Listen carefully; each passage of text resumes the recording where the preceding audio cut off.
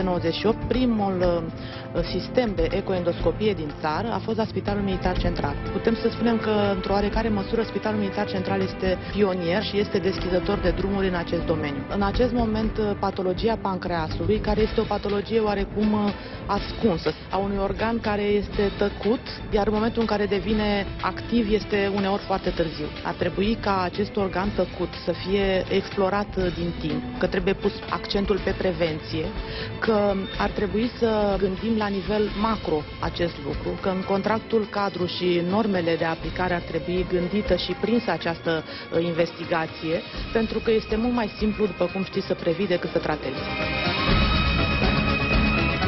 În ultimii ani s-a vorbit din ce în ce mai des despre cancerul de pancreas și de rata de mortalitate crescută din cauza acestei boli. Organ tăcut, pancreasul nu reprezintă pentru cei mai mulți dintre noi o prioritate pentru a fi investigat, decât atunci când de cele mai multe ori este prea târziu. I went the first time, it was 1999, and the thing changed a lot.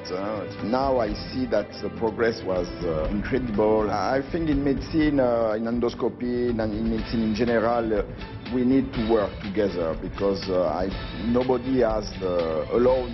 It's impossible to advance, and we need to discuss, and everybody has different ideas. Now we can detect the patient with high risk to develop a pancreatic cancer, which is one of the poor prognosis cancer in the GI field.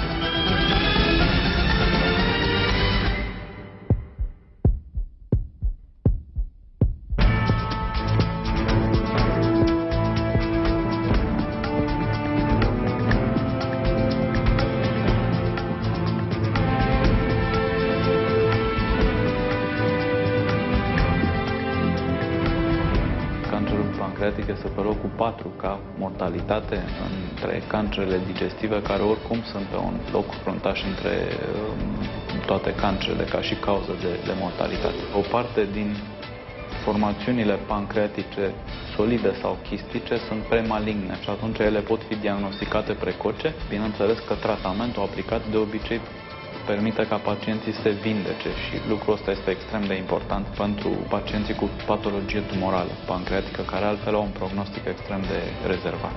Această colaborare internațională este foarte importantă pentru că în felul ăsta specialiștii din România au putut să fie parte din studii multicentrice sau din colaborări multicentrice internaționale și în felul acesta pacienții din România au acces la același tip de servicii care sunt disponibile și în alte țări din Uniunea Europeană.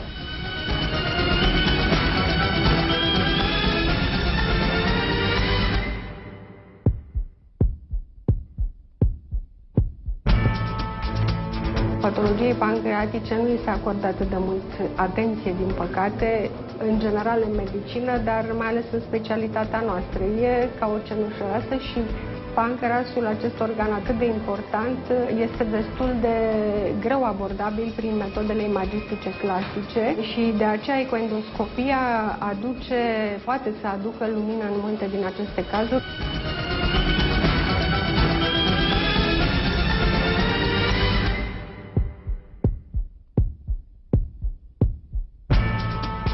În încercarea de a conștientiza opinia publică, de a îmbunătăți domeniul medical pe linie de patologie pancreatică, dar și de a reduce numărul cazurilor de cancer la pancreas, mai mulți oameni de știință în domeniul medical, medici de renume mondial, s-au reunit săptămâna trecută la București în cadrul workshopului Rolul practic al ecoendoscopiei și a cursului internațional de patologie pancreatică.